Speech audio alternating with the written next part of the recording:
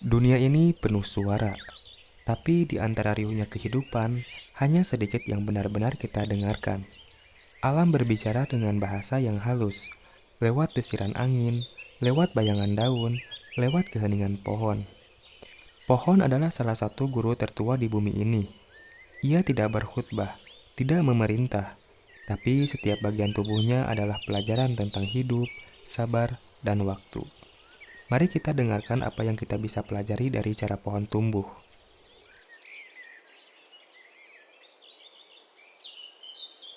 Segalanya berawal dari sesuatu yang kecil, sebuah biji.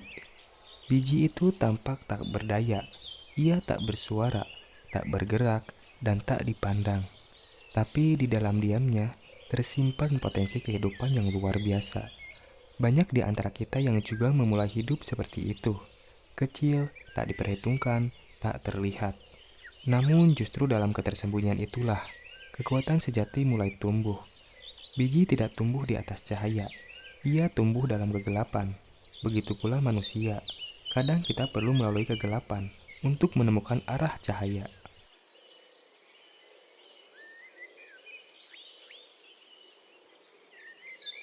Sebelum pohon tumbuh ke atas, ia tumbuh ke bawah. Akar menembus tanah, mencari air, mencari kekuatan. Ia tidak mencari perhatian, tidak pamer hasil. Tapi tanpa akar, pohon akan tumbang bahkan oleh angin kecil. Begitu juga manusia. Akar kita adalah nilai, prinsip, dan iman. Hal-hal yang mungkin tak terlihat, tapi menentukan seberapa tinggi kita bisa berdiri. Orang-orang yang terlalu cepat ingin terlihat, seringkali belum cukup dalam berakar. Pohon tahu, semakin tinggi ingin tumbuh, semakin dalam harus berakar.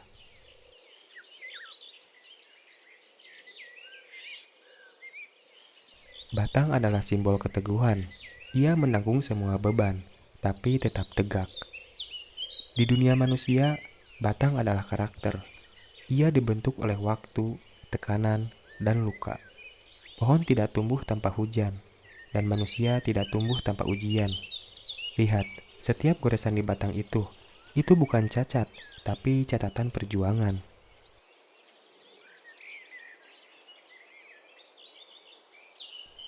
Daun selalu baru, tapi tak pernah abadi. Ia tumbuh memberi oksigen, lalu gugur dengan tenang. Pohon tidak menangis ketika daunnya jatuh. Ia tahu, gugur adalah bagian dari kehidupan. Begitu pula kita, kadang harus belajar melepaskan pekerjaan, impian, bahkan orang yang kita sayangi. Karena melepaskan bukan berarti kalah, tapi memberi ruang bagi yang baru untuk tumbuh. Allah mengajarkan bahwa kehilangan bukan akhir, melainkan bagian dari sirkus yang menjaga kehidupan tetap berjalan.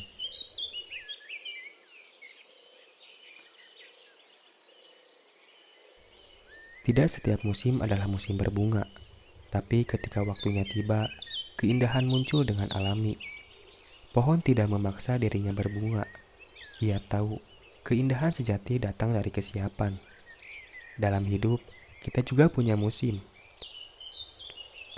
Ada waktunya menanam, waktu bertumbuh, dan waktu berbunga. Maka, jangan iri pada yang sudah mekar.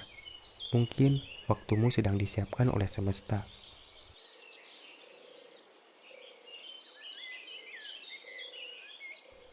Pohon tidak makan buahnya sendiri. Ia berbuah untuk memberi.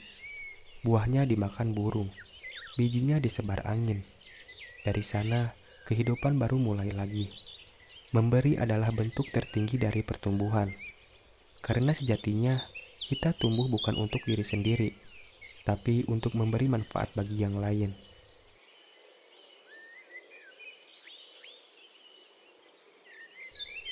Tidak ada pohon besar yang tidak pernah diterpa badai, tapi setiap badai selalu berlalu.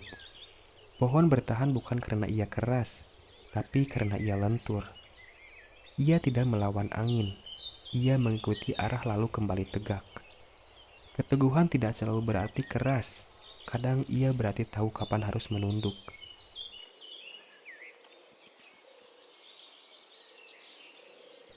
Tidak ada pohon yang hidup sendiri. Di bawah tanah, akar-akar mereka saling terhubung. Mereka berbagi nutrisi, air, bahkan peringatan bahaya. Mereka tidak bersaing, mereka saling menjaga. Itulah filosofi kehidupan. Kita kuat bukan karena berdiri sendiri, tapi karena berdiri bersama.